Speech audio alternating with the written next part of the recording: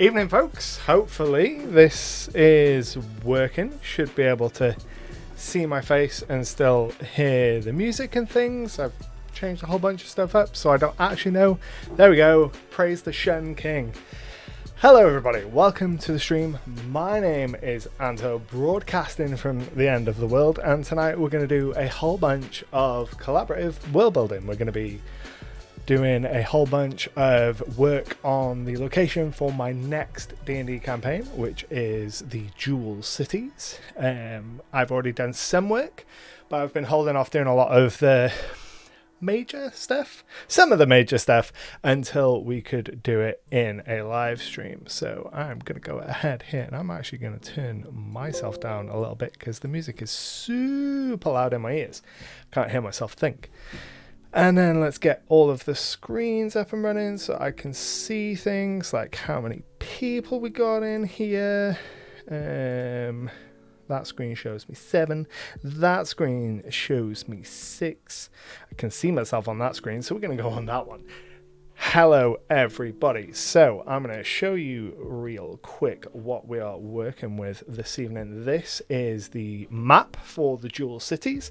It isn't complete yet. It's still a work in progress, but you can see that I have already done a pretty hefty amount of work on this already. I've worked out the landforms. I've done some work on some of the areas. If I scroll in here, you can see that this location up here, which is the Vale, has already got a fair bit of work done to it, and then other areas such as pretty much this whole Never Shredded Wheat western section, the Desk Empire, is much less built out. And over who knows how long it's going to be. I've probably got 6 months-ish until I start this campaign at the earliest, so we've got time to build this out. My intention is to turn this into kind of my magnum opus kind of world.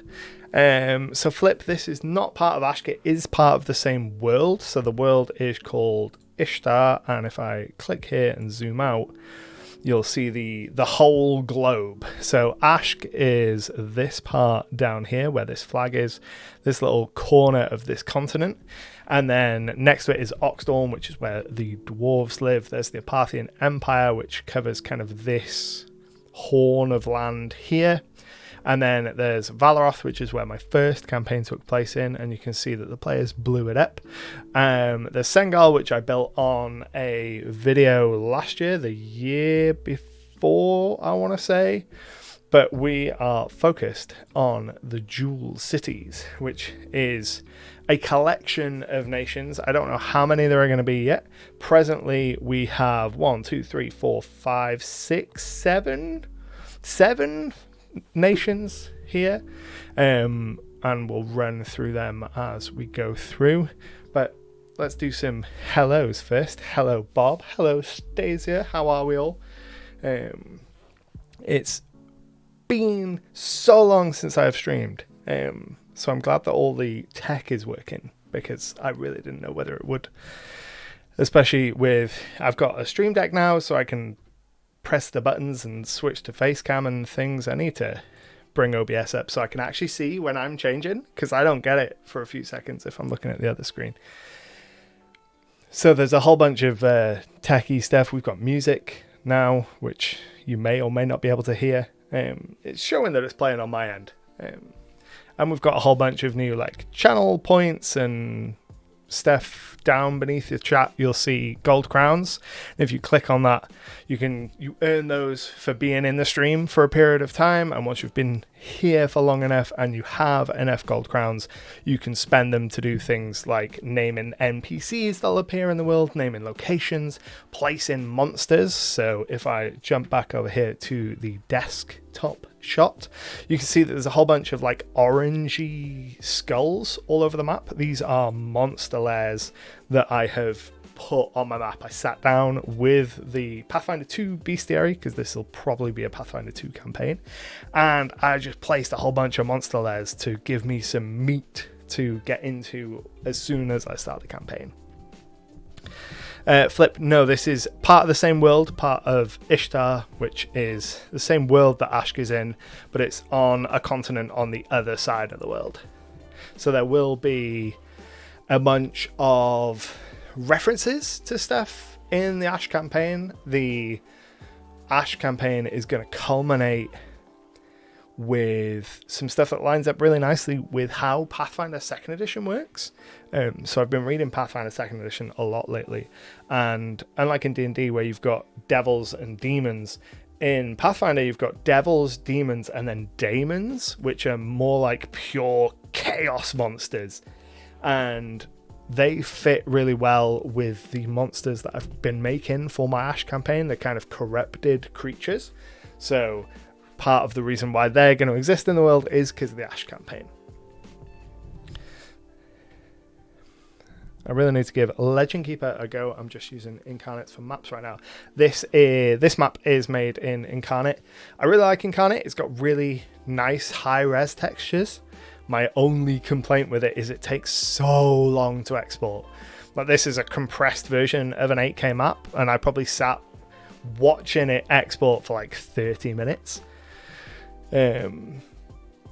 Legend Keeper is really cool. It's getting a big update this coming week, I think. The whole UI is getting an overhaul. So instead of there being, over on the left here, you can see I've got the atlas, the wiki, boards, and then assets. So this whole structure is getting a big redesign next week, and it's all getting roped under one kind of uniform umbrella, so that you'll have kind of wiki pages and maps and all things in one page, and then there'll be tabs. It looks really cool. I'm really excited to see the new updates, play around with it some, probably make a video on it. Probably not tomorrow's video because it won't be released by then, but next week's video maybe. Tomorrow's video is going to be something Pathfinder 2 related, and that'll come out on Friday, yeah, probably Friday. I'm tempted to change the day that I publish videos and move it to a Thursday to a Thursday. I don't know my days. Time has lost all meaning.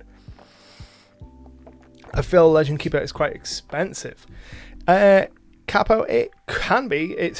Cost is one of those super subjective things. I was in on the Patreon, so I got the kind of early adopters rate when it switched over to being its own billing platform, and then I took out, I think it was a year, I took out a subscription because I use it so much. But I really like it for how it just stays out of the way most of the time. So I've used a bunch of different options for kind of my world building. Obviously, I've used OneNote. I've made a whole bunch of videos on using OneNote. I still think OneNote is a fine free option if you don't want to share it with anyone. Things get a lot more complicated when you start considering sharing your OneNote with people, because its sharing functionality really kind of suck. But as long as you're not sharing it with people, then OneNote is fine for just using kind of personally. I've used World Anvil. World Anvil has got a lot of similar features to Legend Keeper. They've kind of like overtaken each other at various points, with one will introduce a feature and then the other one kind of brings a similar one out not too long after. Legend Keeper kind of bought out their Atlas navigation, and then World Anvil did. Legend Keeper bought out their boards, and then World Anvil have done that. World Anvil have just released a timelines feature, which is something that Legend Keeper has got coming in the near future. Near future. My biggest problem with World Anvil is, certainly it used to be really prescriptive. So you'd make a page for a location, and it would have loads of predefined text boxes to be like, what's the name of the location? What's the population? And if you want prompts for your world building, that's excellent. But if you just want to get in there and do the work, that can be really distracting, because you kind of feel like you need to fill in every box. So Legend Keeper is the one that I've resonated the most with. A free one that I want to check out is Notion, which has got a really similar kind of back-end architecture to Legend Keeper. And I know that Braden from Legend Keeper is big into Notion and has kind of taken several of the elements from that. And Notion is free. So I'd really like to check that out and see if it's a viable alternative for my GM Bible instead of OneNote, because OneNote is really dated.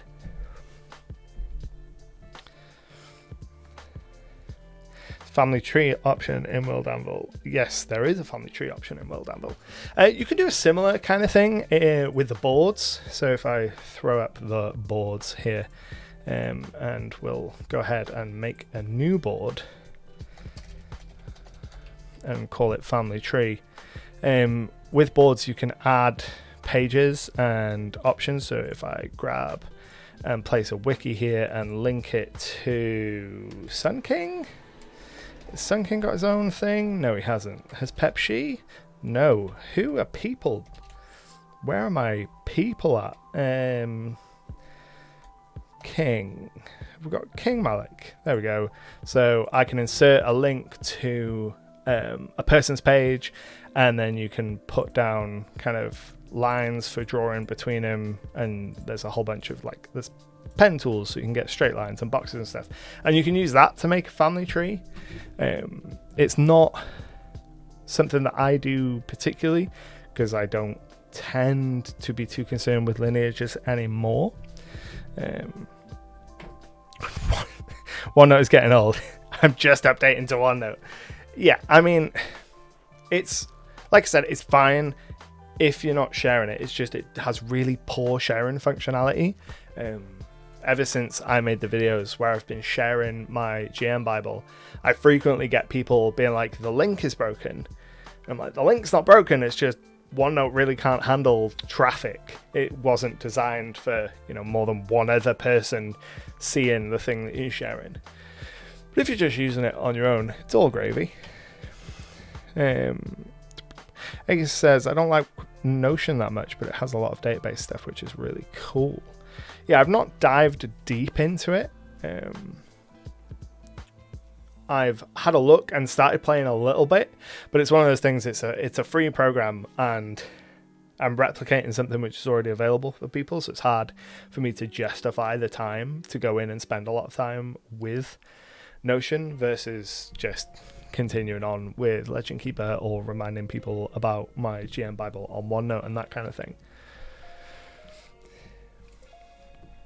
Oh, right then. So let us get started doing some world building, shall we? So, like I said, this is the region known as the Jewel Cities. And you can see here that I have gone in and I've already made the bones of the map. There's still not 100% filled in with all mountains and things like that. I've mainly focused on specific areas at a time. So as I said, this region here known as the Vale, because that's quite a small region, I focused on that, built out the mountains and the forests and figured out where some of the rivers are. So this region here is mostly done.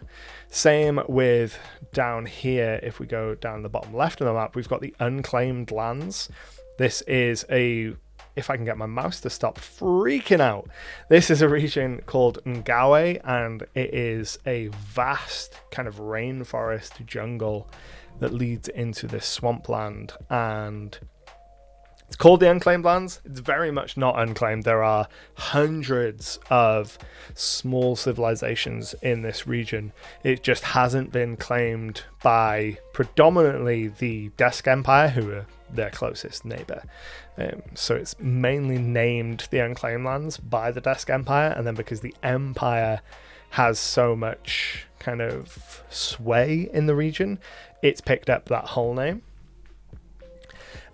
So the Desk Empire is a former vast empire that used to stretch. If we jump into the world view here and then zoom in a little bit, so you can see here we've got the island on which the Vale sits, and then there's the desert up here and the Unclaimed Lands down here, and then this region is the Desk Empire. So the Desk Empire, I'm thinking, once stretched kind of all the way out into this other side of the continent, and then something has happened that has meant that the empire is kind of in decline and has lost much of the ground that it once had, is much less powerful than it used to be, and is now kind of a shadow of its former self, hence why we ended up with the name of the Dusk Empire. Kind of the sun is setting on this empire. Let me go ahead and check this. Yeah, that's all good. Press in all the buttons. And then moving up, I wanted this region to cover a number of biomes. One of the things that has not bothered me about running my Ash campaign, which is predominantly desert, is that it is predominantly desert. I don't have a lot of variation in biome type in that region. Everything is fairly one note when it comes to the kind of places that the players are going to go. It's always going to be desert or desert adjacent in that region, whereas with the Jewel Cities, I wanted it to be a region big enough that players can go to a few different kind of biomes, and as the seasons change, you know, maybe some areas will get snowy and it's not all a desert, so it makes sense for there to be some snow. So up here we have the desert. I still don't have a name for that, but my general idea for it is that it is a fairly wide open expanse, not incredibly kind of colonized, and not a huge number of cities and centralized powers, but a lot of potential there for interesting monsters and some more unusual encounters. So you can see in this kind of open plain next to the desert, I've got numerous tags for different creatures and monsters that might be found here. And then as you go into the desert, you get into these different mesa, and there's more monsters there. And I'm thinking that the desert is going to be much more of a place where you would go to hunt and where you would go to find monsters, rather than where you would go to necessarily go to a bunch of different cities. I'm just going to press the button on the camera so I can see myself. If you need some just words and link and Erlen is Obsidian for another free option, might interest people. I've seen Obsidian recommended a bunch of times. It's not something that I've checked out myself, but I do know a bunch of people who recommend Obsidian for world building stuff.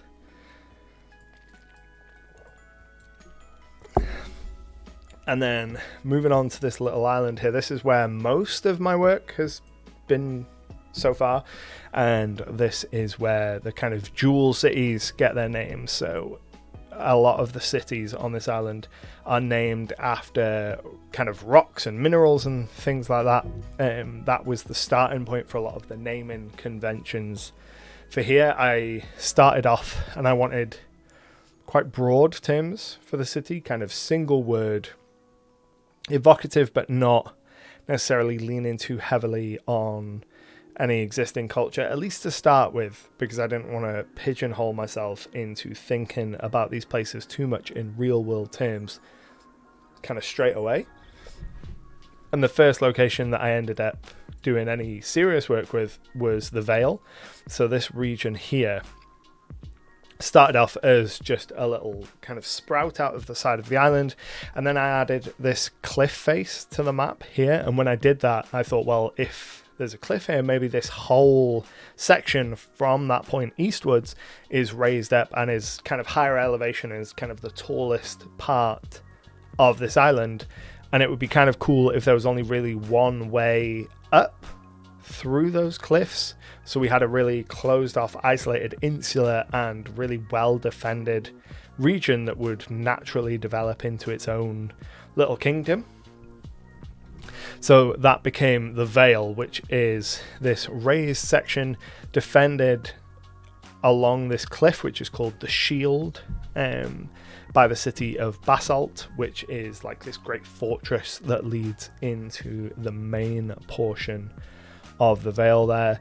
Then if we zoom in a little bit and we can have a look at some of these locations. So we have the Shield, which is also known as the Shield of Stone or the Shield of the Vale or the Granite Curtain. It's a natural feature that separates the Vale from the rest of the nation on the island, and it's only one navigable path is through the city of Basalt. And you can see here that I've gone and I've added some templates to a lot of these locations. So all of these locations have this from the setting guide little info snippet. And the purpose of this is for player facing information. So anything that's in that box is something that players don't necessarily need to roll to know, or it's things that if someone were to make a history check and they get, a basic DC, that's the kind of thing that they would know. So if someone got like a 10 on their history check to ask about the city of Basalt, this is what they'd know. They'd only know it's the only navigable path through the mountains and cliffs that lead into the Vale. Bob says, how high is the shield and can it be climbed? I don't know how high it is or whether it can probably be climbed, because I feel like making it completely impassable to any kind of option would close off a lot of interesting potential, but I want it to be high enough that no one in their right mind would try and climb. Algus says this sounds really dwarven. Funnily enough, dwarves are the minority population in the Vale. So if I go ahead here and click on the Vale itself, you can see that I have taken some images for some inspiration, put some general information about the Vale, and then in this right hand panel here I've got basic information about my location. So I have stuff on their alignment, where the capitals are, who they're ruled by, what kind of government they have, and then I also have dominant and minority populations. I use this for all of my locations to give me a really clear sense of who you're likely to see on the streets, like what ancestries are you going to be surprised to see in a place and what would you expect. So in most cases the dominant population is going to be human, because this is a predominantly human kind of settled world. But in the Vale, the most common minority population is dwarves, and that is because the dwarves have got a big old kind of mining company in the Vale, which primarily happens within the town of Shimmer. So Shimmer is a mining town. It's renowned for mining mithril from this chain of mountains, and you might not be able to see it. I'll zoom in so you can get a better look here. You can see I've put little hidden icons for a bunch of different materials. So there's mithril in these mountains, there's iron, copper and gold, all can be found in the mountains that surround this lake.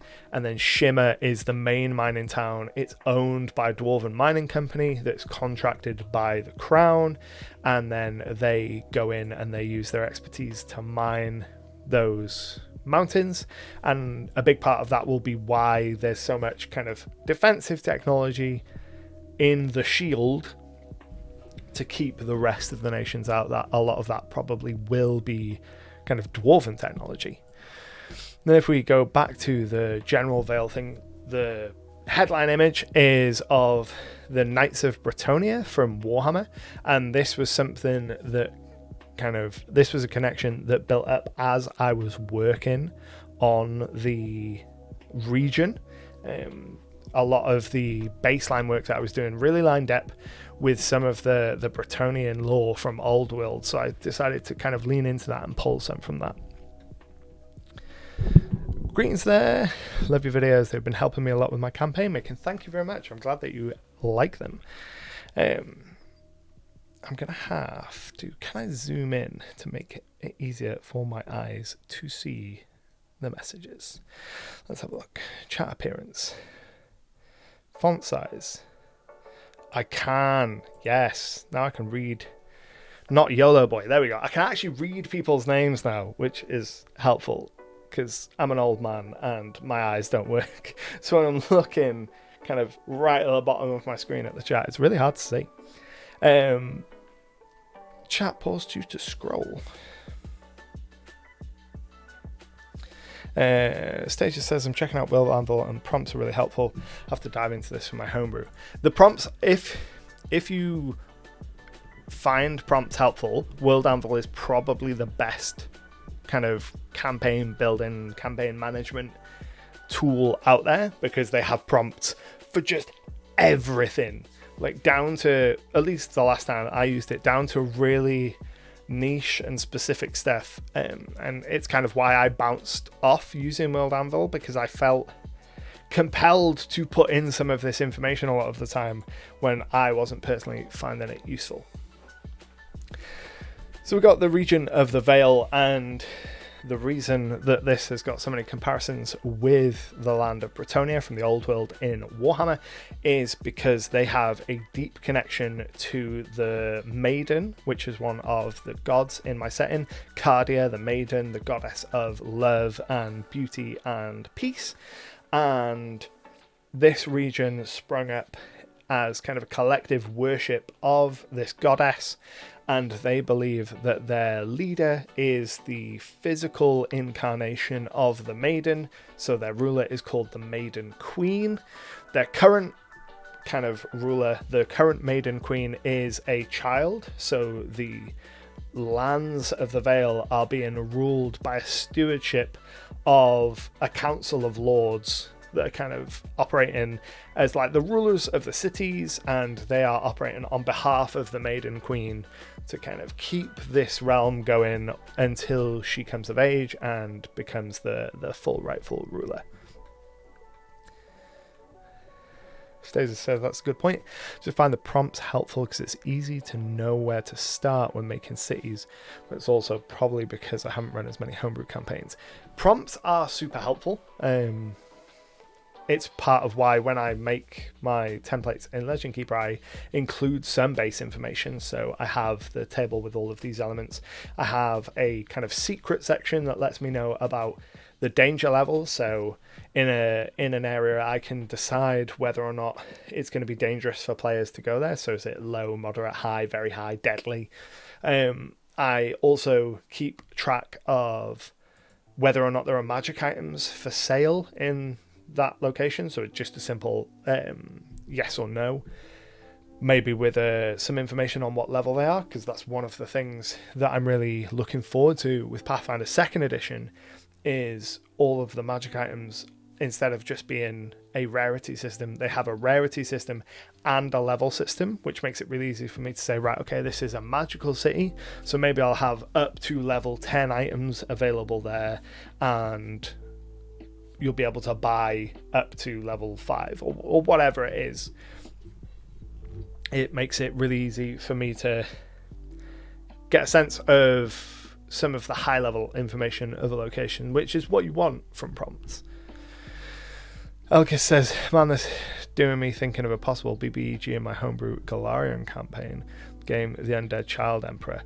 Undead are just so much fun. One of my favorite things that I've been reading through the Lost Omens line has been the Whispering Tyrant. I guess it would be Galarian's version of Vecna. It very much reads like that to me. In one of the books, there's reference to a great battle between the Whispering Tyrant's forces and this kind of good army. And the Whispering Tyrant casts Wish and wishes for his enemy's heart to fly out of their chest and into his hand. It doesn't end up happening because it gets plot armored away, but it's such a cool use of Wish. Like, the next time I am a player and I get the chance to use Wish, I am wishing for my enemy's heart to fly into my hand, because that is such a power move. And then other things in the secret blocks, I have plot hooks. So for some locations I have plots in mind already. And then we have just some general notes and then some key NPCs. So as I'm going through and I'm working on these locations, I'll think of NPCs and note them down in those kind of boxes there. And then as I was thinking about the Vale, I had a bunch of different references in mind. The Vale from Song of Ice and Fire was in my mind, that kind of upper isolated region. That's kind of why it ended up being called the Vale. But also Bretonnia from Warhammer, and that idea of kind of knights, questing knights, the lady, the strong imagery of the maiden, which kind of transformed my thoughts of what this region would be, and their kind of religious leaning into being a very fervent kind of region for the maiden and then their maiden queen, and everything kind of being based around that. And then after working on that region, so the Vale, I kind of took a look at the map and ended up settling on working down here on the unclaimed lands on Ngawe. So if we go ahead and click into here, so we have the unclaimed lands. Ngawe, better known as the unclaimed lands, is a vast jungle to the south of the Dusk Empire. Contrary to its popular name, the region is not unclaimed, but is inhabited by hundreds, if not thousands, of tribes and kingdoms. So I really wanted a kind of wilderness frontier where things could be very unknown and the players would never get a lot of information before going in there. I wanted a region that was steeped in legend and misconceptions, and then that would be rife with dangerous monsters. And that's why you can see that there are so many already little notes for where monsters might be in here. So if we go ahead and choose one, so we've got a wood giant, and I've made little notes. A lot of these just have the names because I was flicking through the Pathfinder Bestiary and just going, that's a cool monster, I'm going to put it on. So we've got a green dragon, we've got our boreals, which is kind of like a great tree, we've got velociraptors, and then kind of others, we've got giant apes and things dotted throughout these unclaimed lands. And after putting some of them down, it kind of inspires locations that can be near them. So a wood giant might have a village next to it that it interacts with. You know, the city of Ingazi might have to deal with crocodiles and like greater crocodiles in the bay.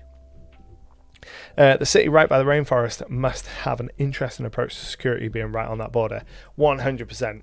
Don't know much about this city yet, other than that natural funnel of the mountains leading into the rainforest.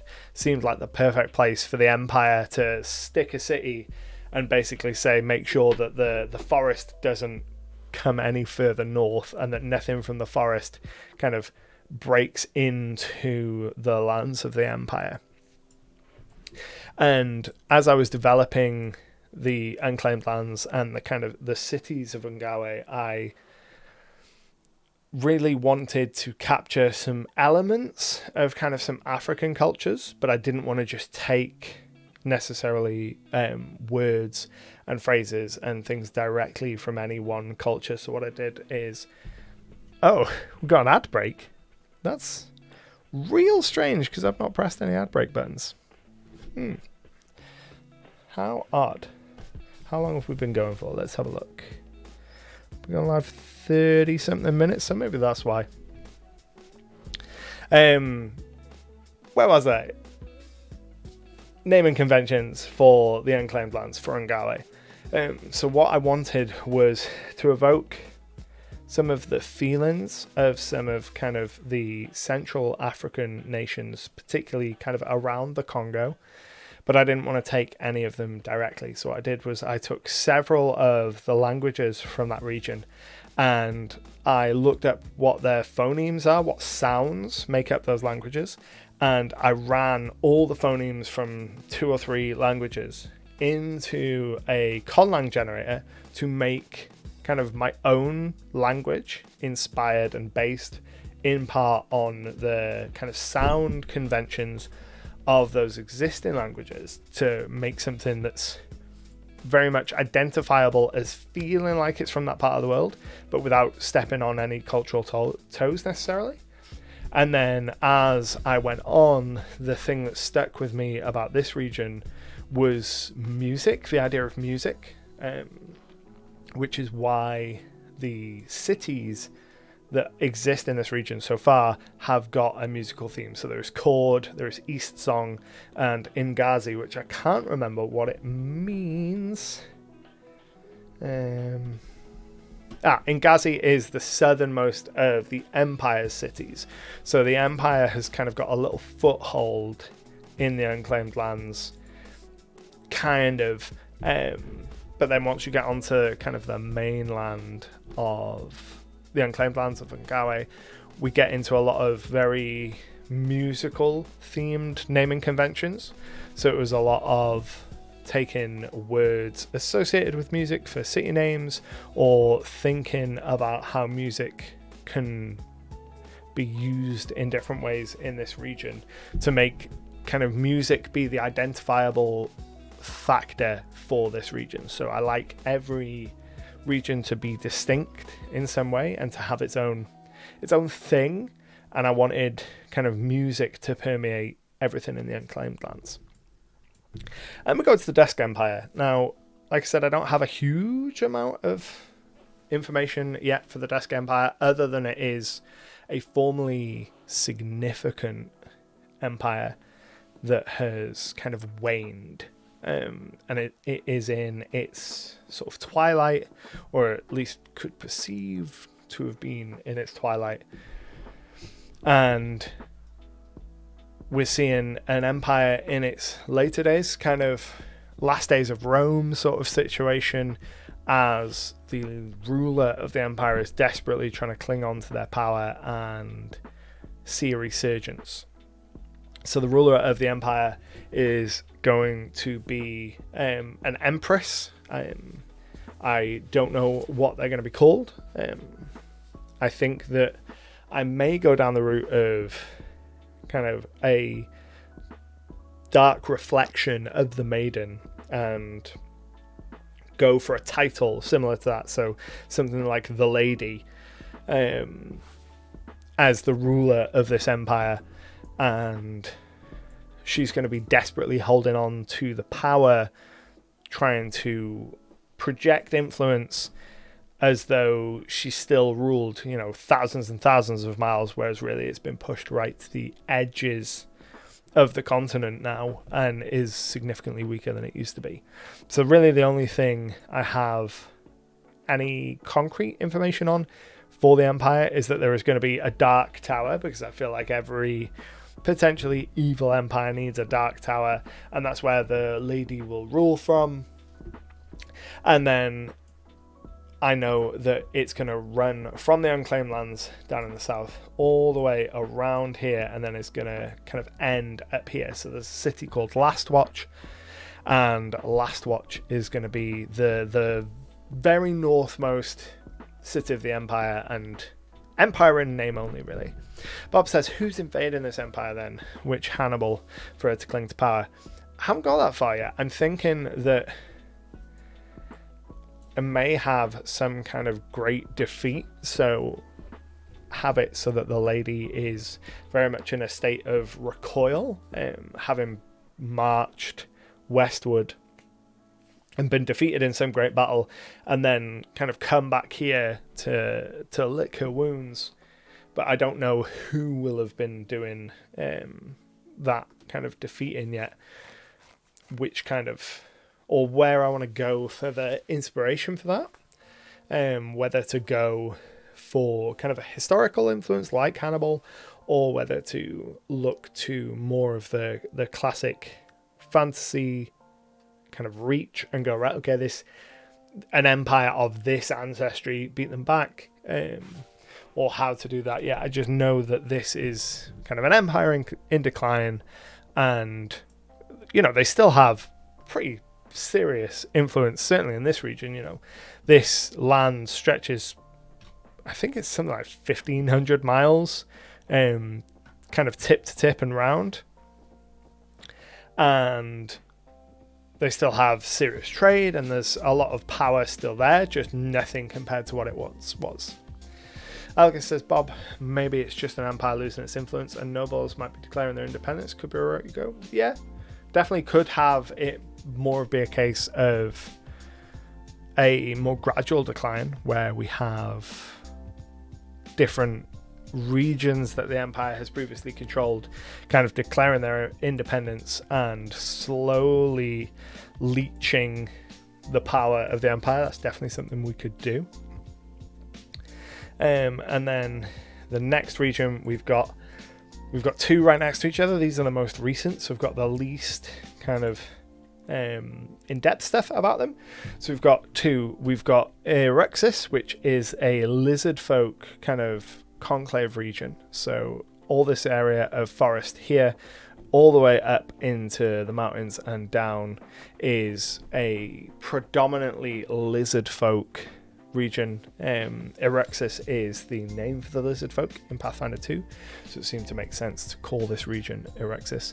And then Iloti is their principal city, and I brought this up in the Discord the other day, and for anyone that's not in the Discord, there is a link in chat to come and join that and see some of this work kind of happening as it does.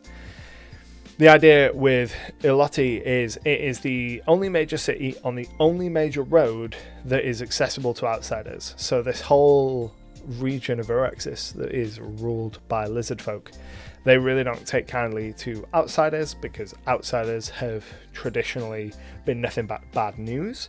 But rather than just completely close off their borders and force people to travel the hundreds of miles around their region, which could lead to kind of political conflict, they have a single main trade route that runs through their territory, runs through the city of Iloti and out through the other side. And that road is very much kind of heavily policed and monitored by the lizard folk. Outsiders aren't permitted to kind of deviate from the road. Iloti is the only settlement on that path and is kind of the heart of the lizard folk kind of kingdom, where they can kind of take rest, where travelers can take rest. Bob says there's a toll road as well, a way to get the benefits. That's not a bad shout, having a toll road. Let's go ahead and make a note of that. Probably wouldn't be a toll road to everyone, but maybe some diplomatic immunity. Could be a way for some folk to get in, but if you're just a merchant, maybe it is a toll road. So for merchants, basic travelers, etc., could be interesting to have it be a toll road, because it would be worth it, so that you don't have to travel the hundreds and hundreds of miles going around.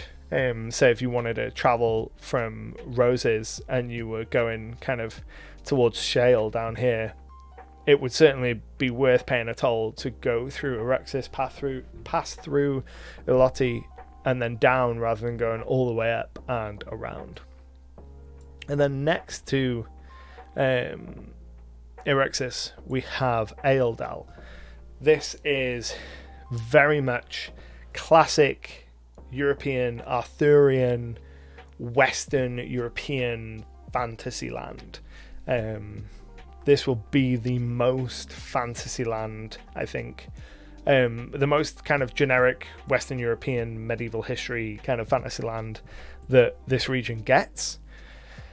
And it is very much kind of influenced by Old English and kind of Norse and Saxon influences, very kind of lead up to 1066, that kind of period of history for a lot of the inspirations for this place. And it's all about worship of Hagen, who is the warrior god in my pantheon. So it's a feudal state, most notable for its strong association with the faith of Hagen, very much a knights and chivalry and classic fantasy archetype for that.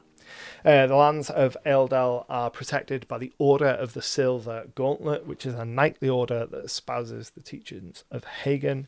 And this is very much going to be a place for more martially inclined characters to be from, especially if you're playing like your classic fighter or a knight. This would be an ideal place for your player to be from. So we've got a couple of different locations here already. We've got the villages, or the towns as it were, of Andrad, Roses and Kaya. Not much information on them, if any. I'm not sure whether any of them have got any information at the moment. No, they don't.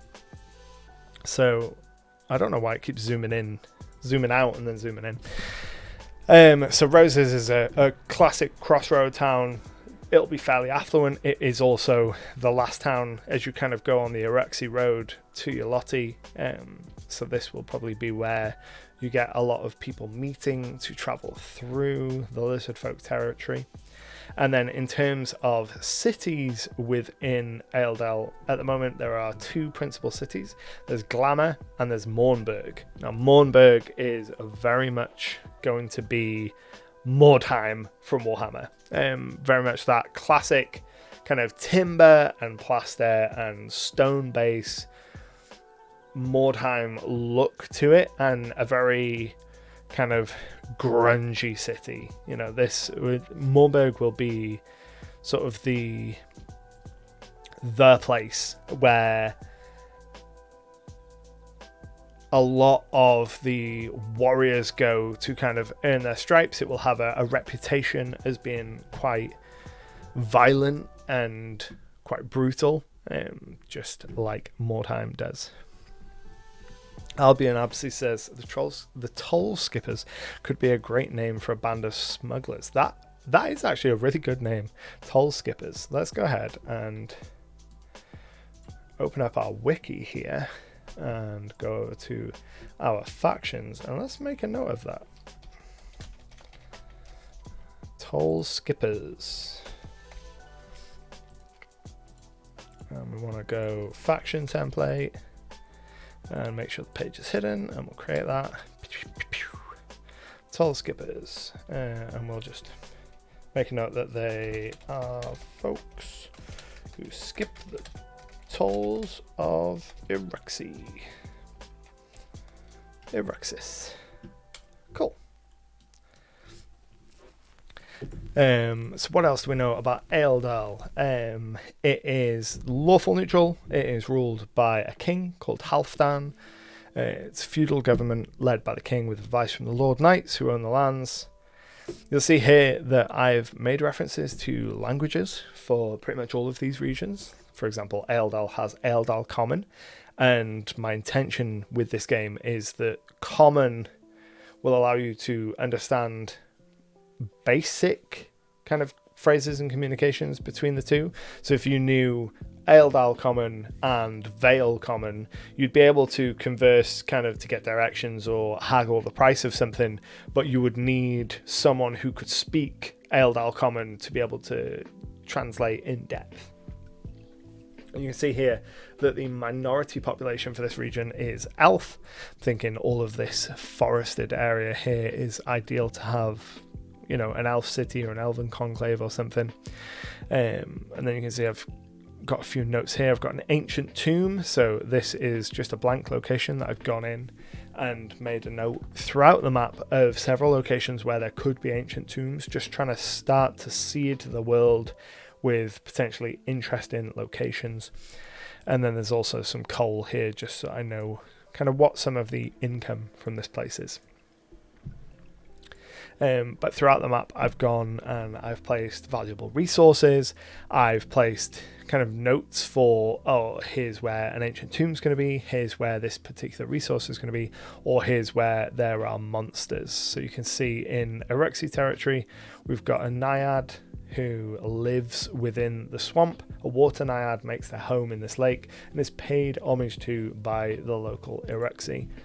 And then we've got a trail gaunt, which I can't remember what it is off the top of my head, but I will have been flicking through the Pathfinder bestiary and thought, that looks cool, I'll put that there, which is what I've done with most of the monsters here. And then you can see that where we've got our red border here, this section here, this western kind of tip of the island is going to be another region, but I haven't got any information on that yet other than the city names of Charm and just Charm. I thought there was more here than that, but it isn't. There's just Charm. But up here we do have a brainchild called Old Maggie. Old Maggie is an elderly woman whose family died during a bout of the plague. Local children started rumours that she had murdered her family, and these rumours grew until Maggie became an outcast. After her lonely death, rumours of what Maggie had done spun out of control and coalesced into a brainchild, which is a creature in Pathfinder 2, an illusionary creature that exists as what people believe Old Maggie was. So you can see how by placing some of these monsters, I immediately start to get these plot hook ideas, like with the brainchild, which spins out into Old Maggie. And then I place them next to a location, and when this city gets a name, if the players go to the city, immediately I've got that reference of, oh, we've got a storyline with the brainchild here for me to draw on if I don't have any other ideas of what the players might be facing. Bob says Fendrel's Ruin sounds like an interesting story. So Fendrel's Ruin is going to be a site of a great naval battle. So it's the name given to the bay that sits between Glamour and Charm, and it's named for a great naval battle that took place there when Fendrel lost something. You can see that some of these places I name and start to go, okay, this is evocative and makes me think of a story, so I'll get something down and then build that over time. So Fendrel immediately makes me think of kind of elven lineage, which is why Aeldal has the minority population of elves. And I like the idea of this bay kind of being filled with ruins of ships from this great naval battle, and it being a place where, even though most of them have been kind of picked clean by now, an entrepreneur might go and find something that has been missed or something that has been lost kind of at the bottom of the waters there. And we probably have some monsters kind of, let's go ahead and actually just throw one straight in. So this would be a perfect place to have Drowner style monsters. And we go ahead and drop that in there, drop that as quests. Hide the page, and then we want to edit our pin so that it matches all of the other monsters, and then we hide our pin. So this will be a place where there will be drowners and other similar waterborne nuisances, waterborne undead, that people will have to contend with when they're going to try and find the lost treasures at the bottom of this bay. You can see I've done that with kind of several of the locations here. So the path between Glamour and Pearl is called the Glint Crossing, and I'm not 100% sure what's going to be there. I imagine that it's going to be a case of there being some kind of signal tower in Glamour and in Pearl, and if you stand in one city under the right conditions, maybe at the right time of night, you can see the glint of this signal tower on the other side. That's why it's called the Glint Crossing, because they use that to navigate this path, kind of signal towers between the two. And then between Charm and Opal is Raven's Flight. If any of you have read The Black Company by Glenn Cook, there is oodles of inspiration from those novels in this region. The Jewel Cities are a location in that. Several of the place names are pulled just directly from it because they have this really simple but evocative naming structure, like Charm, Opal, Pearl, those kinds of names. And in that story there is a character called Raven who takes a flight between two cities. So that's why we call that Raven's Flight. Ghost ships. Oh yeah, ghost ships. Ghost captains replaying the battle over and over again. Yes, we like that. Let's go ahead and note that down. Ghost ships. Hidden page, quests, Jewel Cities. Make that, go ahead, hide the pin, edit. Nope, not the page. Edit the pin, and we'll make it the same as all the others. And then we go Ghost Captains. Replaying the battle over and over again. I like that a lot. That would be a really fun thing to encounter. And as we go up here, you can see that there is the cut. So the cut is this whole strait here, this region of water that separates the island off and kind of gives the kind of context for the Jewel Cities. So the Jewel Cities is kind of the collective name for all the coastal cities that run along here. This is a very resource rich area. There's a lot of precious metals and a lot of trade to come in and out of this general region in all of the different nations here. And historically, there hasn't been a huge amount of kind of cataclysmic violence, at least not for a period of time, between these nations because they have such good trade relationship. And the cut is the name given to this waterway. It's said that one of the gods kind of severed the land and cut into the earth and separated off this island from the rest of the mainland. One of the benefits of kind of the level of detail that I've gone into for my world map, it's not evident on this version of the world map. This is a very basic one, but I have a version of this map that has the kind of latitude markers and the wind directions and the currents and temperatures and all of the climate information. And one of the benefits of that is I know that the way the ocean and wind currents form here is that very much traffic will come via sea and come from the south, and really if they don't want to fight against the current, they filter through the north.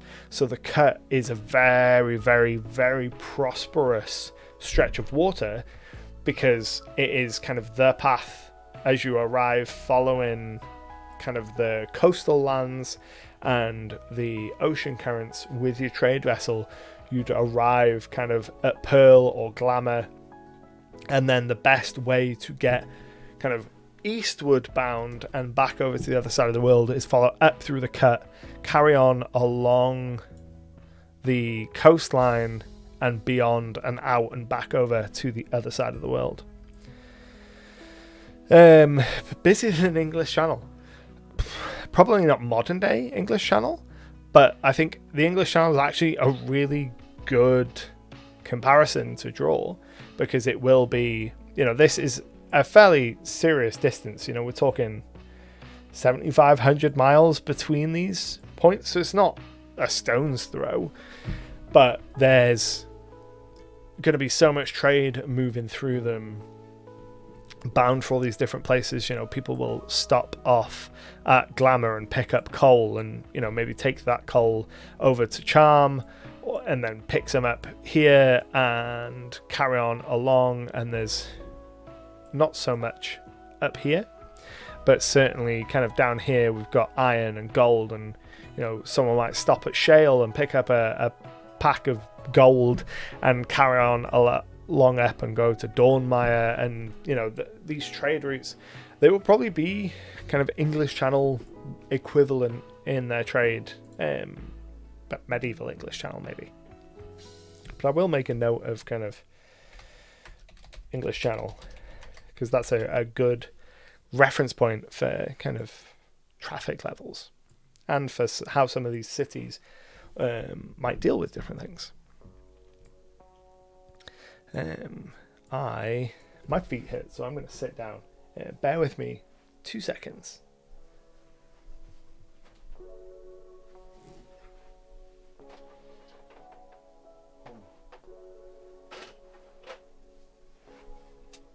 Don't break anything. There we go. We didn't break anything, which is good. Oh, bring you down so you can see me. Why can't you come down? Yeah, there we go.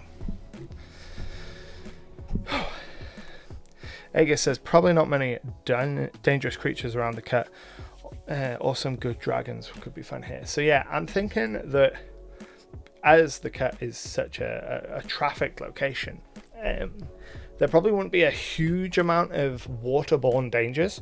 So most of the waterborne dangers are going to be more of in the Usisi Islands down near the Unclaimed Lands. So you can see I've already started making notes of kind of hippos and crocodiles and aboleth lair to kind of populate this island chain, this archipelago, down near the Unclaimed Lands, so that you can feel kind of the danger almost radiating out of this region. But certainly once you get into the cut will probably be fairly well trafficked by kind of defense ships. So that's something we can make a note of. Well defended by naval vessels. Very little for waterborne dangers, which can be a good way to bring players into that. Stasia says, I'm going to put a small dragon in my next adventure, and I'm very excited. The players will only be level 3, but they can meet a small dragon. Absolutely. Like, it's in the name of the game. Throw dragons at them immediately. Every time I've used a dragon, I've really enjoyed it. The last time I used it... When was the last time I used a dragon? I think the last time I used a dragon, one of the players died. They didn't get killed by the dragon, I don't think. But they got so severely weakened by the dragon that the kind of surrounding fight killed them. My first campaign, the players went to an extra dimensional space that was kind of run and operated by the god of tricks, and inside this gauntlet, Clavo is the god of tricks, and inside Clavo's gauntlet, right at the heart, there's this vast kind of money pit, like Scrooge McDuck level money pit with a red dragon in it. And the players arrived, and the entrance is kind of 200 feet up, and there's no stairs, and the dragon is asleep Smaug style under the coins, and the players could fly by this point. They were pretty high level, and from kind of the corner of their eye, one of the players saw this absolutely gorgeous set of armor. Like, I really went to town describing how gorgeous this set of armor was. So they flew over. And it was really fun having them kind of looking around and interacting with this armor, and then having the dragon just be lying under the coins that they were standing on, and just have the dragon kind of talk to them and be like, what are you doing here? That's my armor. And they had a back and forth, and then tried to escape, and then fought the dragon. And that was a really cool fight because it was quite high level. It was in Pathfinder 1, so the monsters were pretty bonkers anyway. And I got to use kind of a full powered adult red dragon against the party. They won, but it was touch and go, which is my favorite. It's my favorite kind of combat. I want the players to feel, not necessarily but feel like they're on the cusp of death just all the time. Bob says a bronze dragon, aquatic dragon, may be nearby, and trade ships gives a tribute boon to the dragon. If they don't pay, the ship's not protected. Possibly. I feel like that is something that eventually some enterprising king or minor vassal is going to decide we need to kill this dragon and go and attempt to murder the dragon, which might not work, but it certainly, I feel like that would need to be a relatively recent thing. Otherwise, I feel like someone will have killed it.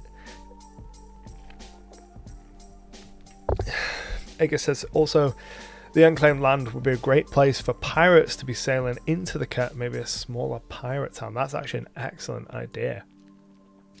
I think that would be ideal for Ingazi. So Ingazi is the southernmost empire city, but it's very much only an empire city in name. So it's a case of the empire has gone in and Ingazi already existed there, and the empire has kind of claimed it, and the Ngawe people up to this point certainly don't care enough about how much it impacts the surrounding lands to go and do anything about it. But it could be... so there we go. Ingazi, the name for there was inspired by some words in Swahili, but we can make a note here that pirates who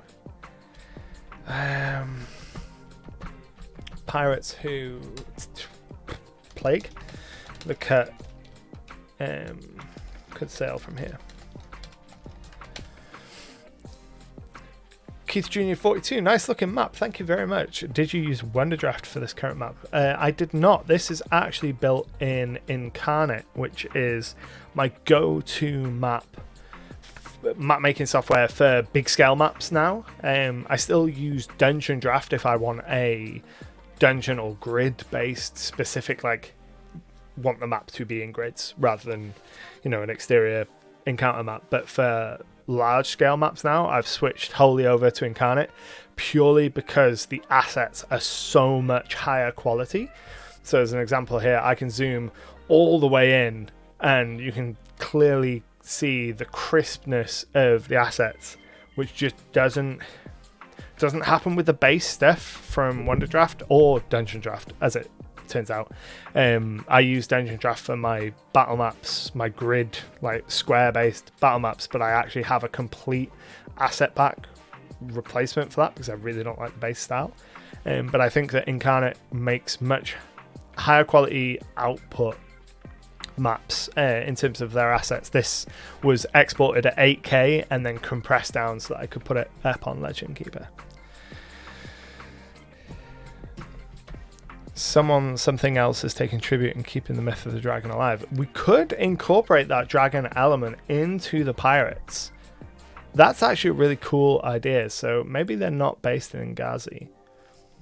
Maybe it would be somewhere else in the OCC Isles. And there could be a pirate faction operating. So let's go ahead and go into our wiki and back into our factions. And let's go ahead and make a new faction here. So we want faction template in factions. And I think that Bronze Dragon. So what could we call them? Bronze Dragons. Bronze Dragons feels too boring. But I don't have a better name right now. Bronze Dragon Pirates. So we'll just call that for now. And create that. And then pirates that plague the cut using the myth of a bronze dragon, which might be their ship. I like the idea of a huge pirate vessel that has a bronze kind of snarling dragon on the front. That's a really cool idea. I like that a lot. We are going to keep a note. We're going to go into the Asusi Islands and just make a note that the Bronze Dragon Pirates operate from here. Cool. So that's an ideal place because it's less policed by the Empire and by the Jewel Cities, operating out of the Asusi Islands and kind of trying to intercept vessels as they are bound for the cut.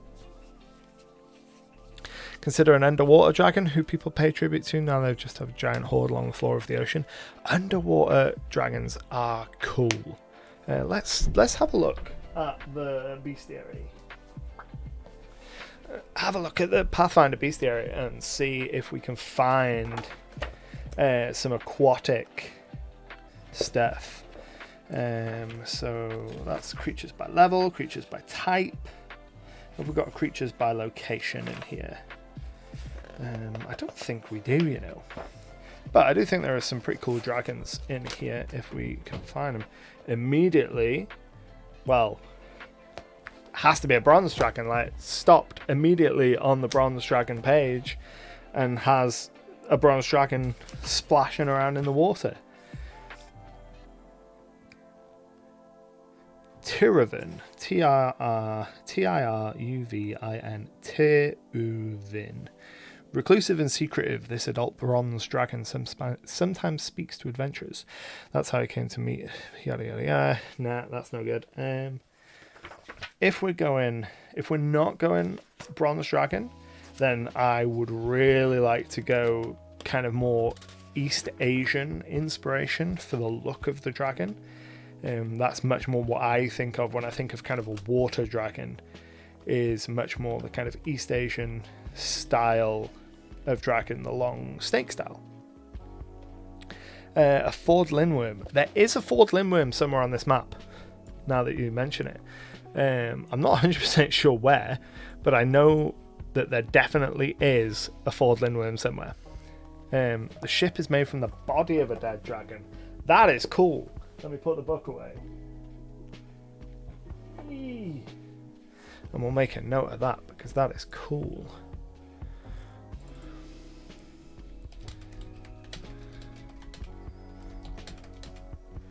Into the body of their ship. That's really cool. Yeah, Elgis, there's definitely a Ford Lindworm somewhere on this map. I can't remember where though. It's going to be near water for sure. But where is it going to be? Ford Lindworm. Don't know why, of all the others, Skull Peeler is is in caps. Oh, a bone ship. I'd already thought of ghost ships. There's a bone ship from the Pathfinder Bestiary out in the waters there too. Where's the Ford Lindworm? I know that it's there somewhere. It's the problem with just flicking through and finding the ones that I like the look of. I immediately forgot what they were.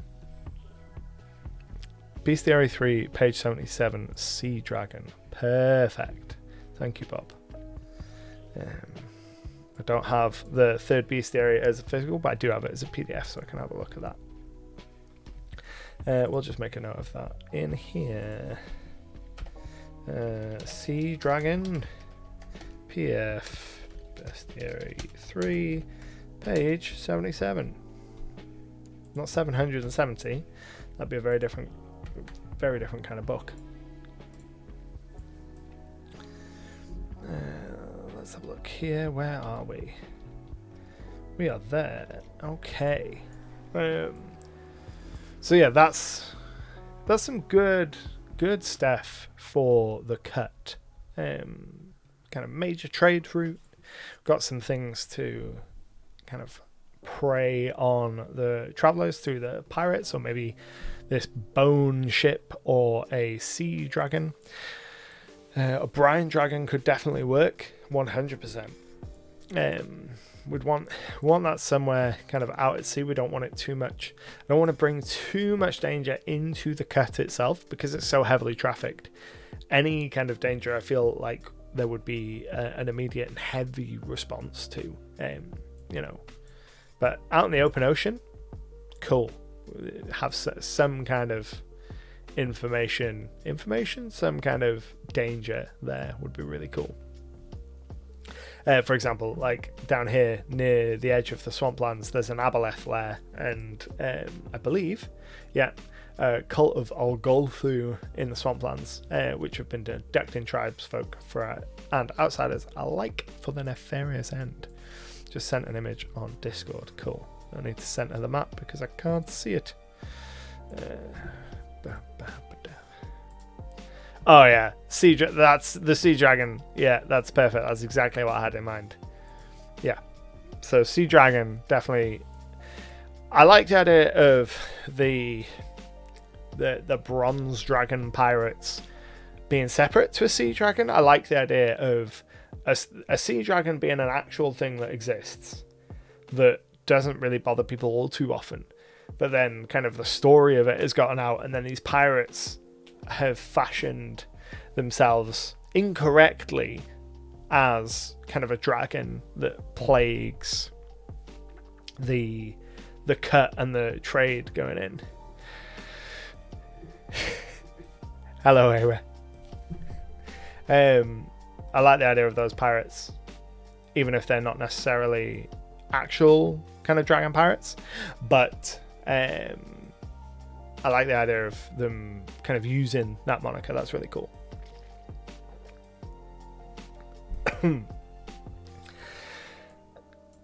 And I think that's all the broad areas of the map. Kind of an overview of all of them. Like I said, the map itself is 100% still going to change, and will evolve as we go through. Like the Desk Empire and the desert in particular. Kind of this whole western region is very underdeveloped in terms of its physical attributes, and then most of this kind of eastern map has not had full development either. You can see there are big empty spaces. My intention is to get to the point where, like with the Veil, when you zoom out, you just cannot see the map for the pins, because I would really, really like this map to be kind of my region that I then use for years and years to come. So my next campaign is definitely going to be taking place in the Jewel Cities, and I am going to be developing it and releasing information for the Jewel Cities over on my Patreon for the $10 tier. The link is there for anyone that's interested. But I want this to be a location that I can run games in for years and years to come, for all kinds of groups. One thing that I am going to start doing soon, I run a game every week for some real life friends, and in our wider friend group it's really well known that I run that game for them and that we've been playing for like 5 years. But obviously we've been playing for 5 years, so there's a lot of people who would be interested in playing who don't get the chance, because I don't want to run a regular game for 12 people. So something that I'd really like to start doing is maybe once a month having a Saturday where I get together with friends and have like a big one shot, like a dungeon crawl or something, for people who don't get to play with me regularly out of my kind of real life group of friends, to have that opportunity to come in and play. And I'd really like to be able to use some of the locations from here. Similarly, one of the benefits of designing worlds like this is, you might think, well, if you're putting all this effort into, like with Ashk, you put all this effort in with Ashk, and I just realised you've not been able to see the map the whole time. Rookie mistake. I've been referencing all of these locations and you've not been able to see it. Nobody told me. So yeah, like with Ashk, there's a whole bunch of locations on this map that I might never use. So things like Thorn Keep or the Thundering Caves, Just because I have these locations here doesn't mean that I can't use them elsewhere. So if my players never go to Thundering Caves, which they won't be going to, I can pick up the information, rename that location, and drop it into the Jewel Cities. Albion, this is a Legend Keeper. It is a paid wiki world building tool. It allows you to have maps and nested maps, so I can have maps and put pins on and have them link to other maps. And it also allows you to have wiki pages and set up different permissions for different things. So you can see these purple areas, they're secrets, so the players wouldn't be able to see them. And then it's got features for interactive, like whiteboard style things. So this is my DM screen here, which is linked to a whole bunch of pages and things. So if I click on conditions and states, I can see all my conditions here, and I can get up information on my players or our current session and things like that. It is a paid service, but it is really good. I do highly recommend it. It's my preferred platform of choice. Certainly when it comes to paid options anyway.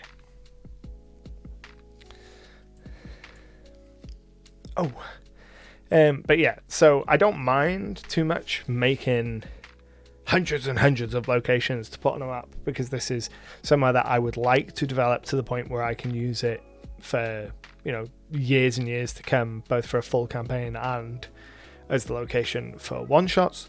And I can also pick up and move different elements if they ultimately don't get used.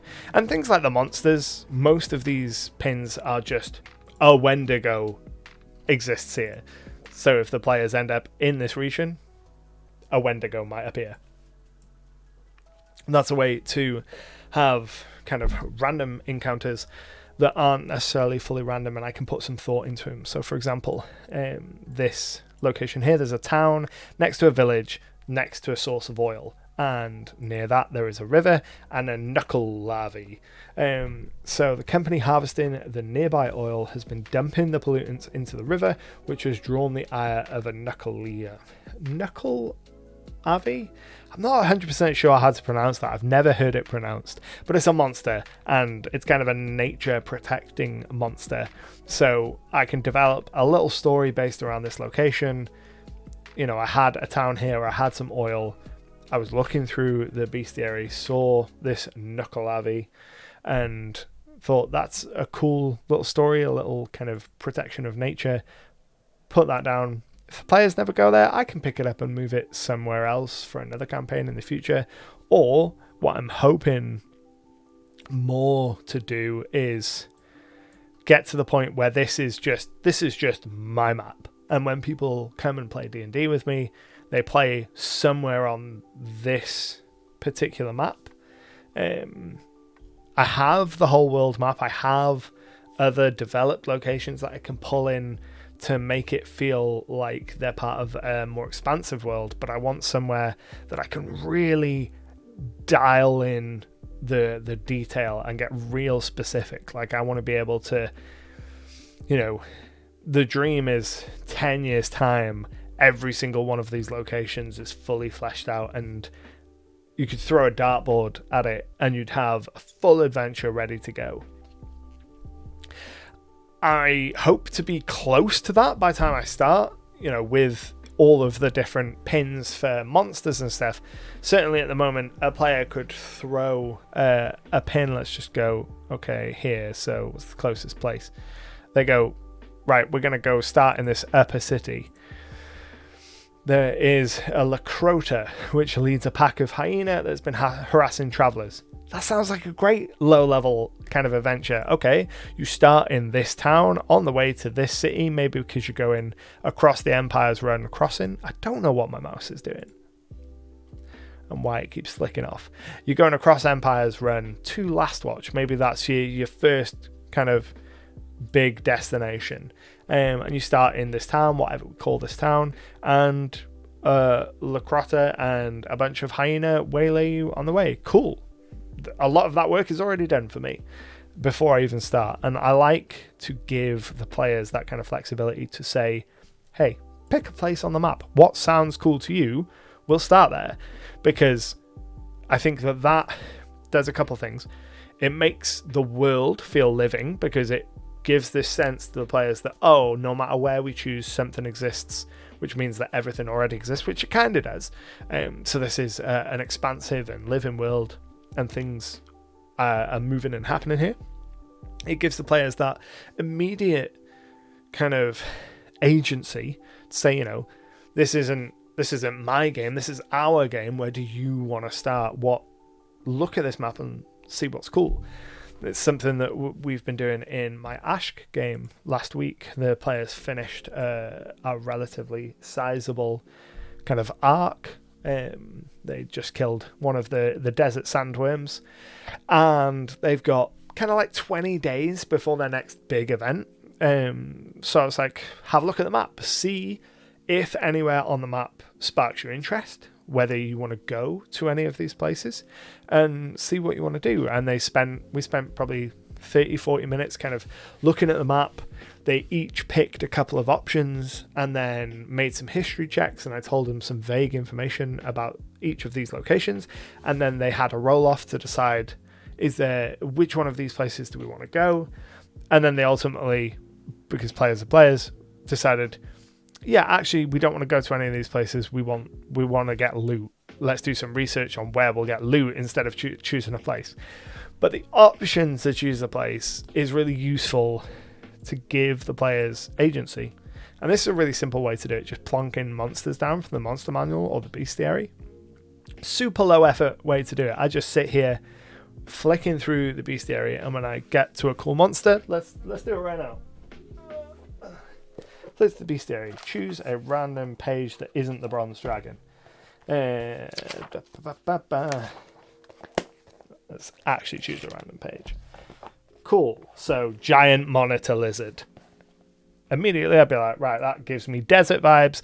I'd go into the desert and find somewhere to put a giant monitor. Linworm. I knew there was a Linorm. Linorm? I knew there was one there.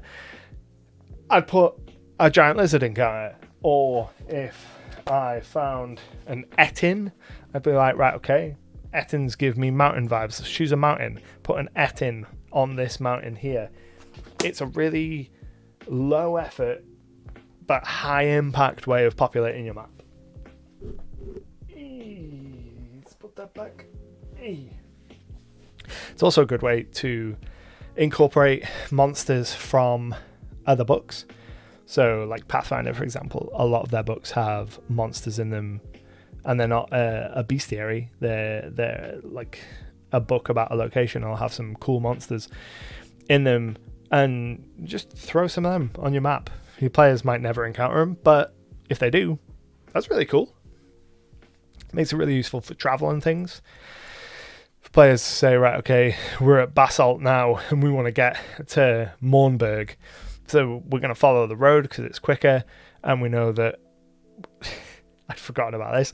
When we get to this town, there's the Mothman. I'd forgotten the Mothman existed.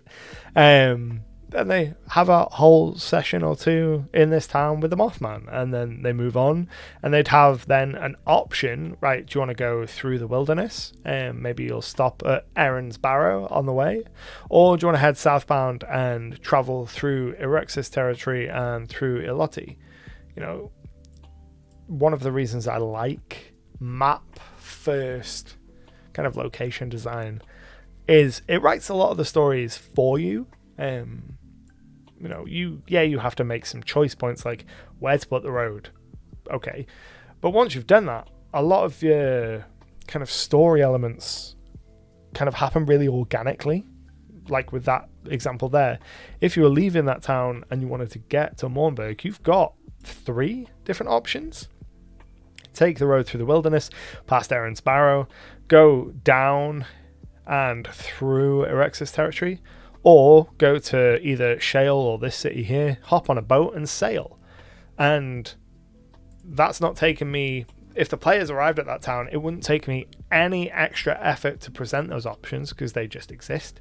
And it would take very little effort to figure out what happens with those, because by the time it comes to running this location, we'll have that many more map pins and points of interest. And we'll know things about all of these places. You go, right, okay, yeah, you can go to the city of Shell. Here's some basic information on the city of Shell. I've already got a plot hook for that location. And it's just a really helpful way of building up your worlds. How are we doing for time? We are almost at 11:30 at my end. So we'll go for about 30 minutes more. What I like to do for the last kind of 30 minutes of most of these streams, I know it's been a little while, but what I like to do is do kind of a Q&A to round out. So if you have questions about my world, about general world building, about Legend Keeper or Incarnate, anything DM related, throw them down in the chat and we'll just kind of hang out and chat and wind down for the last kind of 30 minutes of the stream, and just hang out a little and talk more general kind of tabletop RPG stuff rather than dedicated world building. And if you've got questions about the world, ask away and I'll tell you the answer, and if I don't have an answer, maybe we'll make one up. And while you're thinking of questions, don't forget to check out the Discord, YouTube, and Patreon. So handy having the buttons to just push and get all that out. Super convenient. We love technology.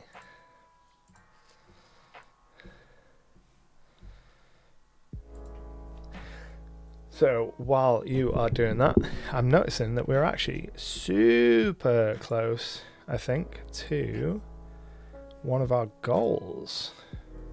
Let me just have a look on the old Twitch here. Yeah, we are only 10 followers away from 150. That's really cool. So if you're not following the Twitch channel as well, do that, because we have a goal for 150 followers and we're only 10 away.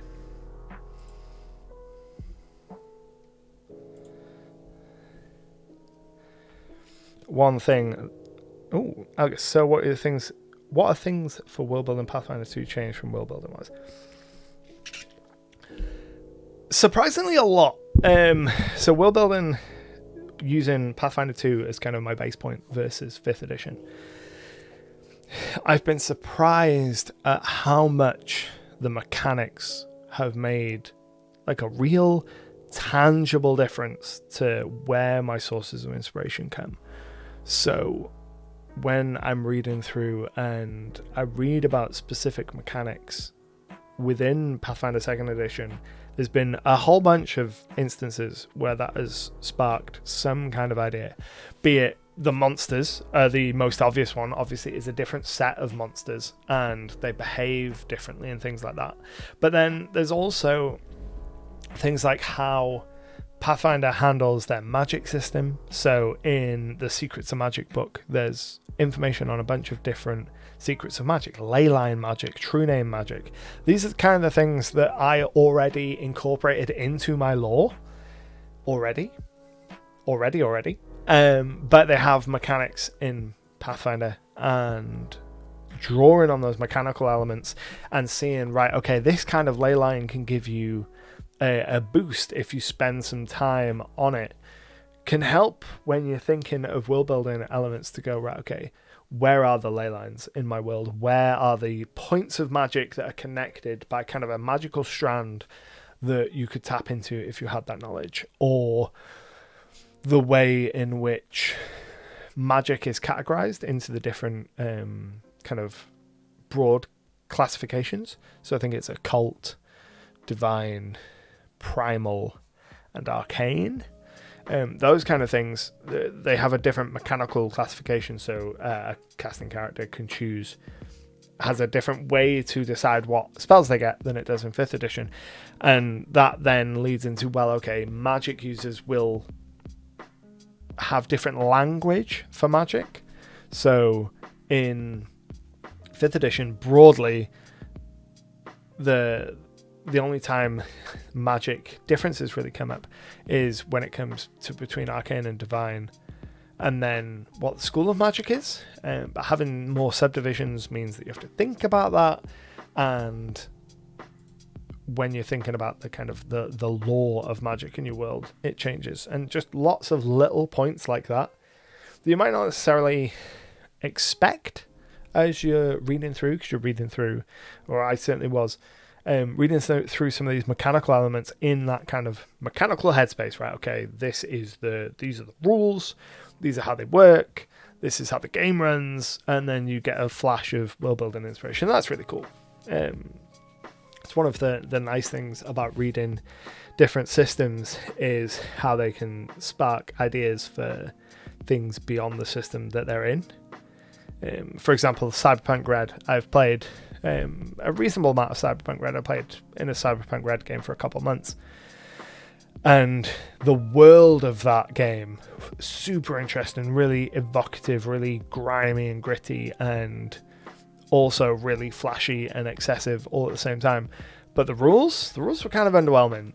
You're just a basic human person, and yeah, you can have cybernetic bits that can make you a little bit more interesting, but you don't have the abilities and magic, and you're not as mechanically complex as a D&D character might be in terms of what you can do in a combat. You're mainly limited to physical things or shooting, which meant that playing Cyberpunk, I really enjoyed the world. I really enjoyed some of the mechanics, like the way armor resolution happens in Cyberpunk is really cool.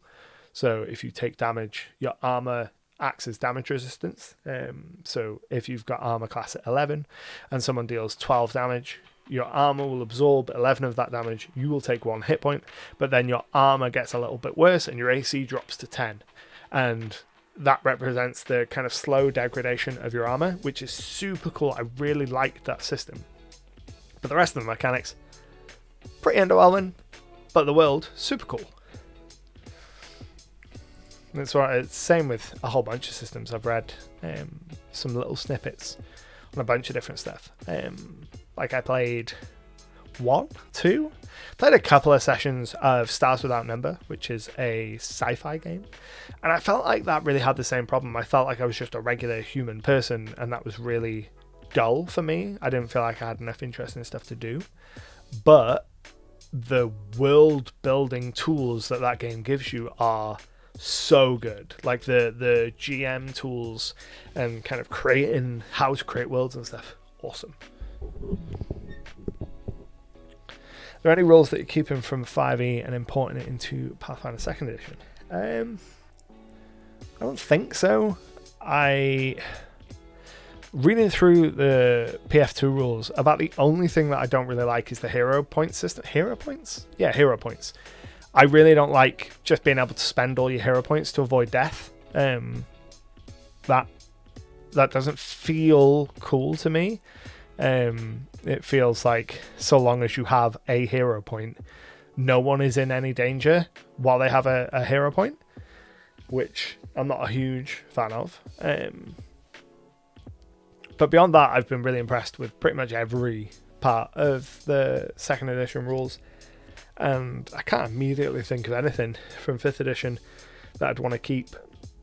I do really like the advantage-disadvantage system. I think it's a very simple and elegant system for communicating a whole bunch of things. But it doesn't, I don't think that I would bring it over to 2nd edition because some of it's already built in and it would mess with the kind of critical hit system in Pathfinder 2. I'm racking my brain. I can't think of anything really. 5th edition has really soured me in the last couple of months. I think once we passed that level 10 point in my 5th edition game, there's no turning back. It got to the point where running 5th edition is just really a struggle for me now. Like if I needed to put together a game to run tomorrow for 4 people that have never played D&D before, absolutely, I'd do 5th edition because they will have a simpler time understanding what's happening. But for running a long-term campaign, I don't think I'd do it again. Not unless I was running an adventure.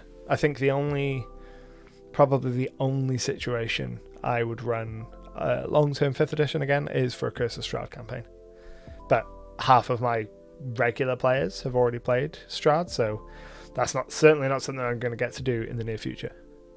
Which means that I might even consider porting it to Pathfinder 2 if I did run it.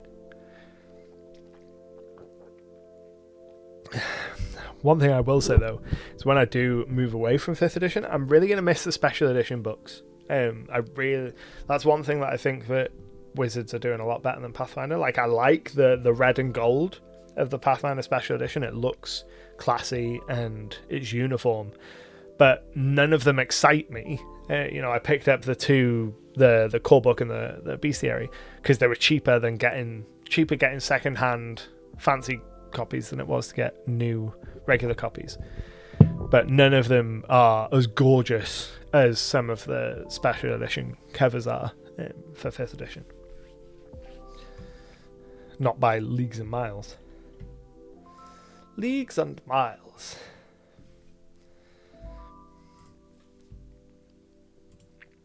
Oh. Any other questions about world building or just general GM advice or anything like that?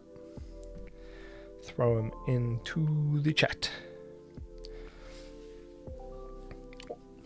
Now that we've done the kind of introduction to the Dual Cities, I think the next time we do a stream, we'll lean more heavily on the channel point system, so our gold crowns, and the ability to name locations and add monsters and things. That'll be really cool. Let me double check on the Twitch backend and make sure that there are no requests. How do I find that? Manage reward requests. There we go. There is one request. So Flip wants a slad. Any type, maybe a mixture. Yeah, Flip from the flop. I don't know whether Flip's still in. If not, then we will add a slad layer next time. And I will make a note. I will put a slad right in the middle of the ocean so that I remember. Template slad. And then we want to go quests. hidden page, create page, and then hide pin, edit pin, make it match all the others, and then I'll make a note of that on my end. Need to put this somewhere for flip from the flop.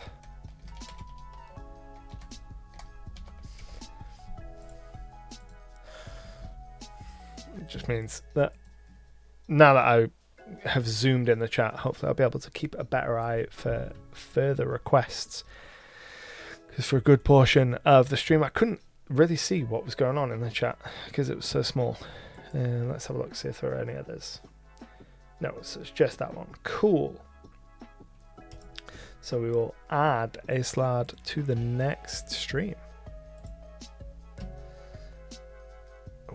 So yeah, anyone that has any questions or anything that they want to know, anything that they're interested in about the Jewel Cities as well.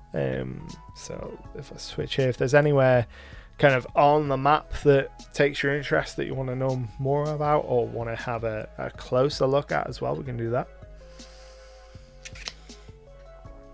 While I stay hydrated.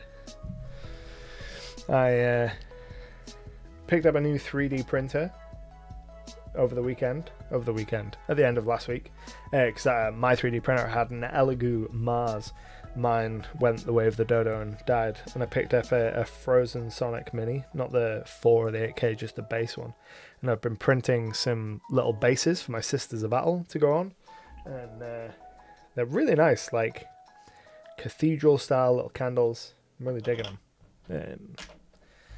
It makes me wish that I played more D&D in person so I could print more minis and have more minis to play with and to put in front of the players. But we predominantly play online, which means that I don't get to do that. But hopefully we're going to play some more in person soon. So Albion says, do you have any regions or locations that are regarded as deadly or foolhardy for any to approach or adventure through? So at the moment, that's kind of the role that the unclaimed lands are taking. So this whole region, which to the local population is called Ngawe, is not unclaimed. There are, hundreds of tribes and minor kingdoms and things within this vast forest and jungle. But as far as kind of the external people, so the Dusk Empire and other folks in the Jewel Cities are concerned, this is a vast and untamed wilderness and is incredibly deadly. It's probably got the highest concentration of monster markers anywhere at the moment. So things like Mega Primatus, which is a giant ape that makes its home in one of the castes in the region, keeps to itself, but recently has become violent due to one of its children being stolen by outsiders. I'd forgotten I'd written that, so there's a cool plot hook that players might have to deal with, or they might encounter a T-Rex somewhere in the forest, or any kind of thing like that. There's tribes of different monsters, there's an aboleth lair, there's all kinds of stuff like that in this region. Have you read the Mwangi Expanse book? I do have the Mwangi Expanse book. I've read a little bit of it, not all of it, but I have taken some inspiration from the Mwangi Expanse for the Unclaimed Lands and for Ngawe. So like when we click on the main image, I believe that piece of art is from the Mwangi Expanse, and I've had a look, and I think some of the monsters from that book are kind of tagged in this region, but I haven't fully read through it yet to see if there's any of the cultures or any of the locations that are in the Expanse that I want to put into the Unclaimed Lands. I try and avoid directly pulling one for one, because for no other reason, because I'm aware that I'm making these regions as part of content, and I don't want to have to butt my head against any kind of copyright issues in the future by pulling wholesale from a place. Happy to take inspiration from the places though, absolutely. And the Mwangi Expanse is the ideal book to kind of read up and pull inspiration from for Ungawe, for the Unclaimed Lands, because they share a very similar kind of reference point of the real world cultures that I'm trying to draw on.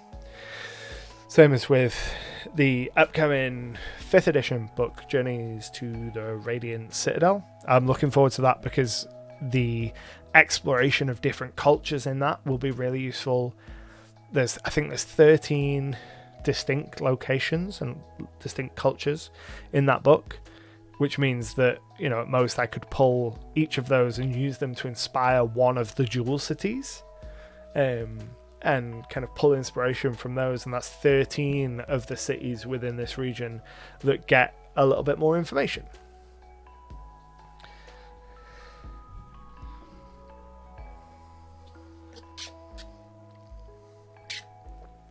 And then there's Space Jammer coming later this year. I'm very excited for Space Jammer. I kind of the semi sci-fi stuff and the exploration of kind of the astral sea and all of the sci-fi-esque elements of Space Jammer has always been something that I've really, really enjoyed.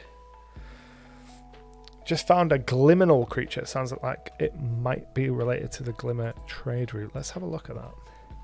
Gliminal. I might actually have one of these already. It sounds familiar. I'm pretty sure I do.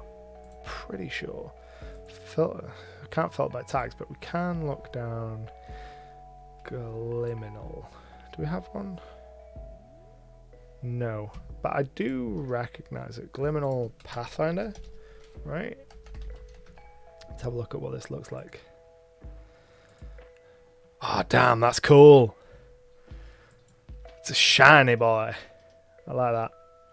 Yeah, we can definitely throw a Gliminal somewhere near the glint. Read up on that. Exude a constant aura of positive energy.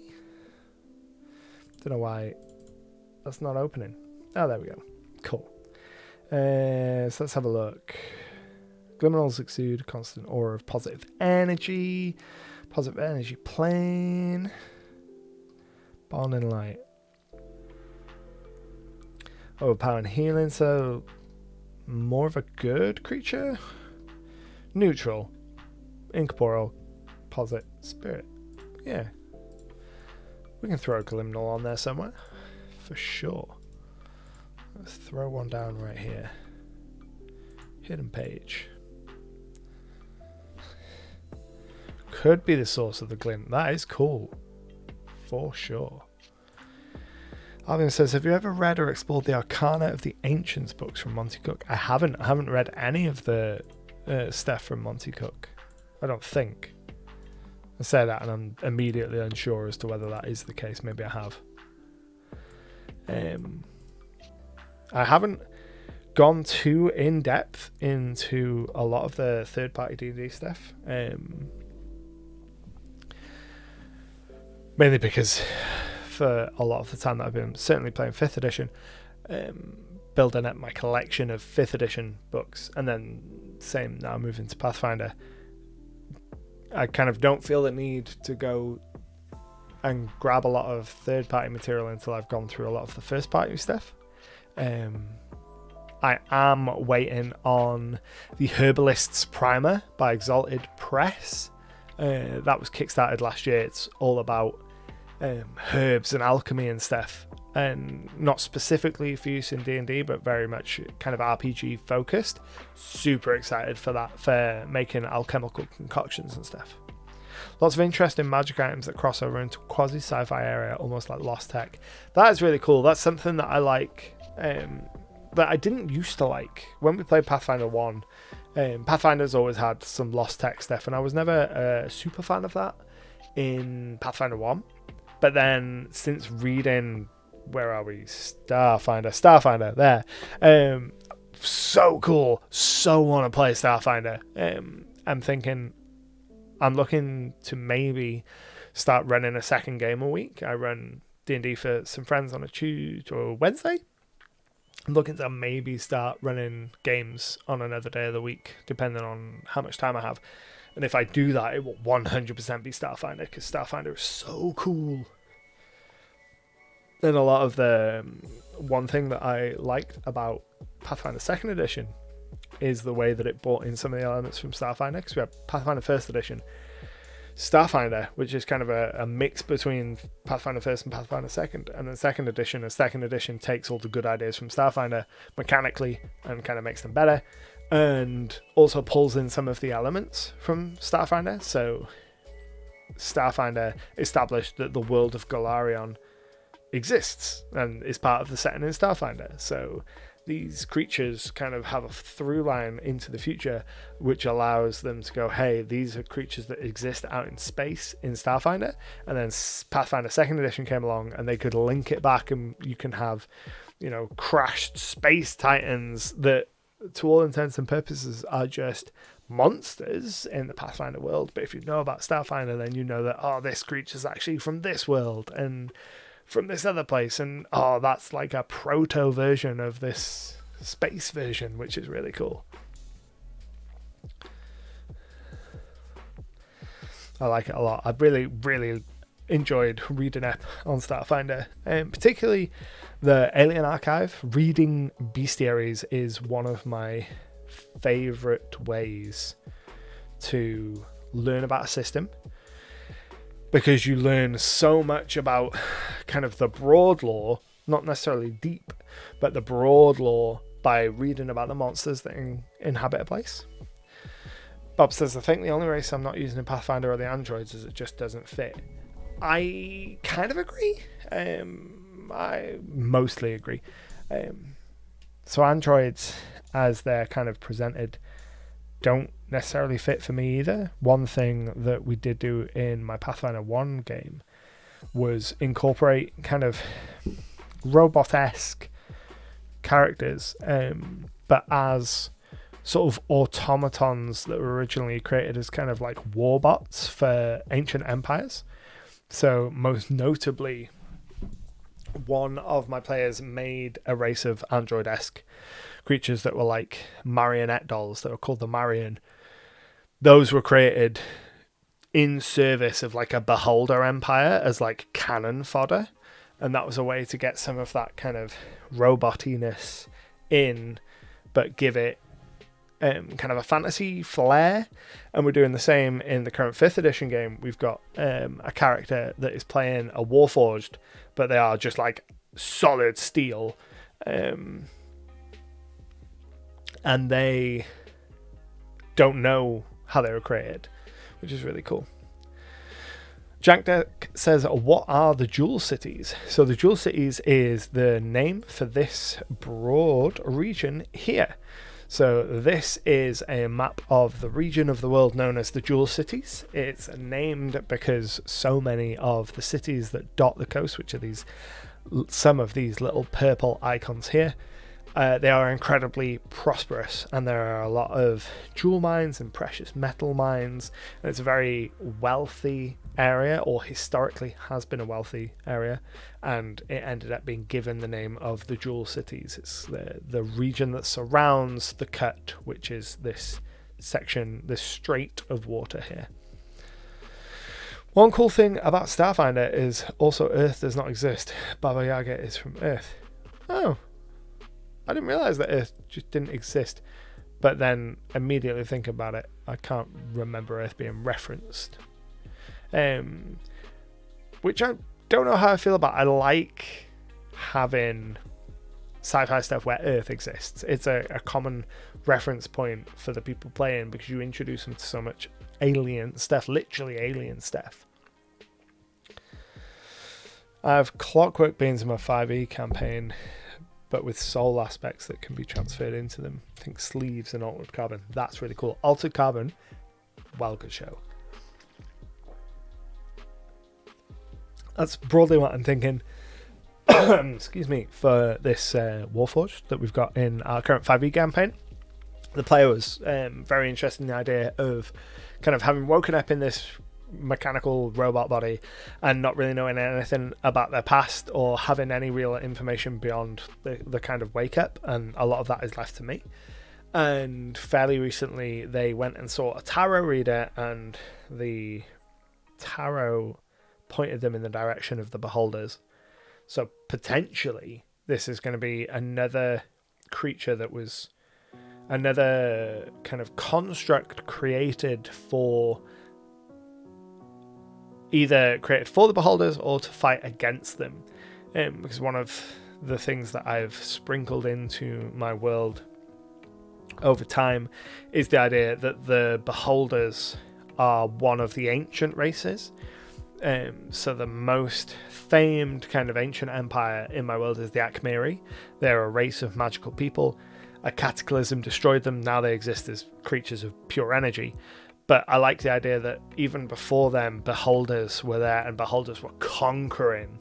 And part of that path of conquest was creating legions of constructed creatures that would get better and better and better, which would culminate in ensouling them, in the belief that a creature with a soul will fight harder and be a more effective warrior than a pure automaton. Because, beholders are evil and monsters, so of course they're going to be like, yeah, let's take our robots and give them souls so that they won't want to die. And that's an aspect of kind of my deep world history that we've touched on a little bit in game. Not a huge amount, but just enough to kind of set the stage that it's there and make the world feel like it's long lived, which is always cool. Oh dear, we are coming up to the hour, so if anyone has any other questions, throw them in the chat now, and we will wrap up in just a moment. Let's stand back up because my legs have gone numb. One of my players has recently discovered they are one such clockwork being, although they don't know yet what they are also housing and hiding. The soul of the lost vampire lord. My player's PC is the butler of another player's Dampier PC. I love that. I love hidden elements for player characters like that. It's always really fun to do, especially when there's kind of an evil twinge to it. It's always good fun. So if anyone else has any other questions or anything, throw it in the comments. Otherwise, we're going to wind out and close out the show. As always, I'm going to throw a couple links into the chat. One of them is my Discord, where you can come and chat with myself and a whole bunch of other people, get advice for GMing and world building. We've got a bunch of different channels over there. Then we've got my YouTube channel, which has got a bunch of different videos for all things being a game master. There's some Pathfinder 2nd edition content that's slowly growing out on there as well. And then we have my Patreon, where I produce a monthly magazine called SideQuest, which is packed with GM and player focused content that's really meant to inspire, like the magazines of old, old Dungeon, old Dragon, old White Dwarf, those kind of things where you'd get it every month and you might not know what you're going to get, but you'd always come away feeling like, oh, I've got to go and work on my stuff. That's what I want with SideQuest. But my name is Benanto. This is Icarus Games. I really hope that you've had a fun time. I've had a blast. I'm absolutely going to be doing this again. I'm probably going to aim to do this maybe every Sunday night. Certainly next Sunday night I'll aim for, and we'll see how we go. But until next time, happy gaming.